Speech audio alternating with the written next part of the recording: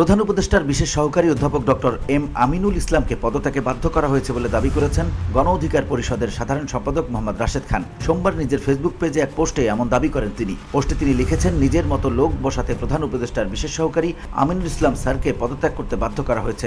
সকল সেক্টরে তারা এনজিও ব্যক্তিত্ব ছাড়া বিশ্বাস করতে পারছে না।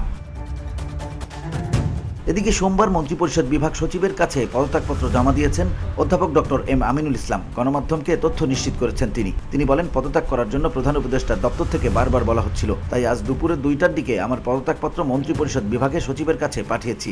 এর আগে গত 10 নভেম্বর মন্ত্রিপরিষদ বিভাগ থেকে এক প্রজ্ঞাপনে তাকে প্রধান উপদেষ্টার বিশেষ সহকারী নিয়োগ দেওয়া হয়। ধুলো, ময়লা ও ক্ষতিকর ধূলিকণা থেকে নিমিষেই মুক্তি দেয় চৌধুরী এয়ার পিউরিফায়ার।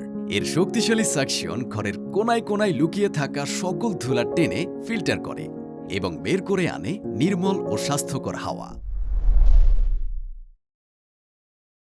প্রসঙ্গত, অধ্যাপক এম আমিনুল ইসলাম রাজশাহী বিশ্ববিদ্যালয়ের পদার্থবিজ্ঞান বিভাগের অবসরপ্রাপ্ত অধ্যাপক। তিনি 2002 সালের 15 আগস্ট থেকে 2006 সালের 14 আগস্ট পর্যন্ত জাতীয় বিশ্ববিদ্যালয়ের এবং 2006 সালের 23 অক্টোবর থেকে 2009 সালের 14 ফেব্রুয়ারি পর্যন্ত সিলেটের শাহজালাল বিজ্ঞান ও প্রযুক্তি বিশ্ববিদ্যালয়ের উপাচার্যের দায়িত্ব পালন করেন। VOD Bangla news desk.